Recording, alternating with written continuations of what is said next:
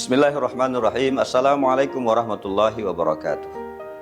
Innal hamdalillah wa syukurillah. Allahumma salli wa sallim wa barik ala sayyidina Muhammad wa ala alihi wa ashabihi ajma'in. Para pemirsa Al-Waslihah TV dimanapun Anda berada, terima kasih atas kesediaannya untuk mengikuti siaran kami.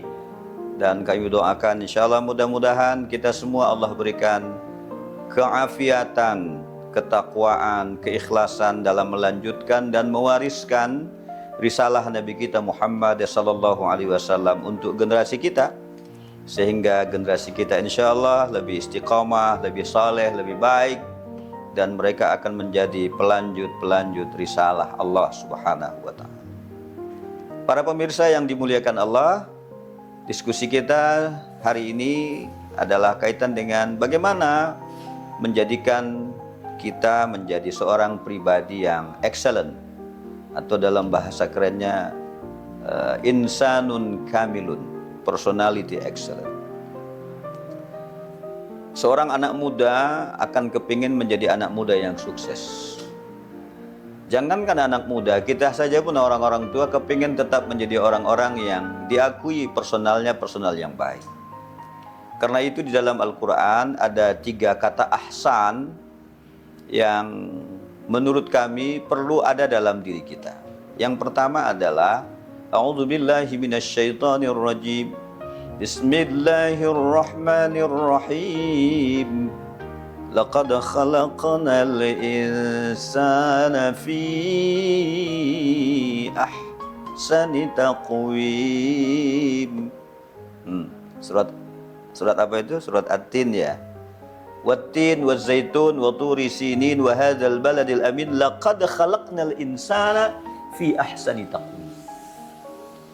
Allah ciptakan kita ahsan. Ahsan itu isim tafdil, the best. Kalau Hasan itu baik. Mohon maaf Pak Hasan, sekedar nama Hasan itu baik. Tapi kalau ahsan lebih baik. Jadi Allah ciptakan manusia itu ahsan. Bukan sekedar baik, tapi lebih baik. Itu artinya apa? Saya, kita, kamu, dan semua kita harus menjadi orang yang ahsan. Jadi tidak sekedar baik, tapi ingin menjadi orang yang lebih baik, the best. Nah, ahsan yang pertama apa yang diperbaiki? Laqad khalaqnal insana fi ahsani taqwim. Allah ciptakan kita ahsan, sebaik-baik ciptaan. Artinya apa? Kita harus memperbaiki personality kita. Harus memperbaiki penampilan kita. Harus memperbaiki lingkungan kerja kita. Harus memperbaiki di mana tempat tinggal kita. Ciri khas yang pertama adalah penampilannya akurat, penampilannya bagus, rapi. Bayangin, baginda Rasul itu adalah sahabat mengakuinya sebagai Rasul yang rapi sekali. Indah sekali penampilan. Sampai sendalnya punya nama. Sampai pedangnya ada namanya Zulfikar. Betapa hebatnya itu Rasul. Maka sekarang anak-anak kan diatur di pesantren, di rumah. Kalau anak-anak mau masuk rumah, sendalnya dirapiin. Kan gitu.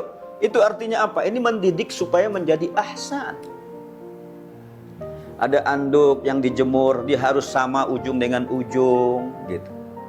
Begitu dia bangun tidur, tempat tidurnya dia rapiin.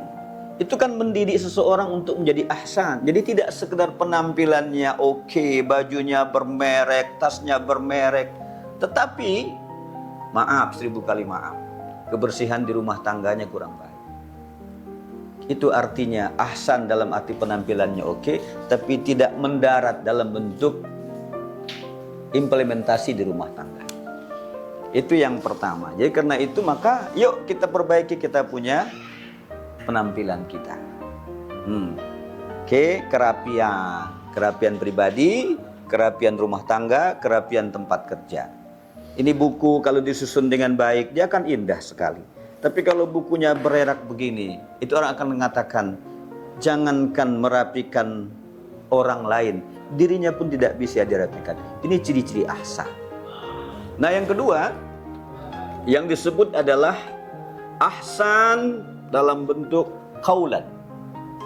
Wa man ahsanu qawlan mimman da'a ila Allah. Jadi sudah bagus penampilannya, sudah bagus rumahnya, bersih. Nilai kita kedua adalah apakah kita punya komunikasi baik atau tidak baik. Jadi ahsan yang kedua itu adalah komunikasi. Bagaimana kita berbicara? Bagaimana kita menyampaikan sesuatu? Maka baginda Rasul mengingatkan, khatibun nas liqudri uqulihim. Berbicaralah kamu kepada manusia sesuai dengan kadar kemampuannya. Maka kullu maqalin maqam wa kullu maqamin maqal. Setiap perkataan itu ada tempat yang layak diucapkan. Setiap tempat itu ada yang pas untuk disampaikan. Nah, ini akan membuat kredibel seseorang itu punya nilai ketika kita mampu menempatkan diri kita dalam sesuatu pembicaraan, dalam satu mujadalah, dalam satu muhadasah, dalam satu forum. Sehingga kualitas seseorang akan dinilai dari cara dia menyampaikan sesuatu. Nah, kalau dulu disebut mulutmu harimaumu, saudaraku, sekarang jempolmu harimaumu. Artinya apa? Jaga komunikasi. Ramadan mendidik kita untuk mengatasi yang disebut dengan pembicaraan.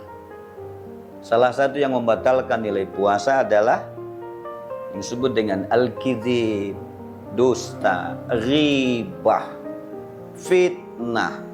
Ini kan semua berada pada mulut nih. Ini berada pada lisan. Karena itu diingatkan, man kana yu'minu billahi wal yaumil akhir falyukrim dhaifah, muliakan tamumu. Man kana yu'minu billahi wal yaumil akhir falyaqul khairan aw liyasmut. Berkata yang baik atau diam saja. Maka ketika kita mampu mengatur kita punya perkataan, maka disebut dengan ahsan yang kedua, yaitu wa man ahsanu qawlan. Perbaiki kita punya qaul. Perkataan mana yang paling baik? Mimman da'a ilallah. Tentu perkataan yang terbaik itu selain tata bahasanya, selain cara mengucapkannya, tentu perkataan itu harus bernuansa da'a ilallah, mengajak orang kepada agama Allah. Saudara-saudaraku, para pemirsa, tidak ada sesuatu peluang bagi kita kecuali mengucapkan kata-kata yang terbaik.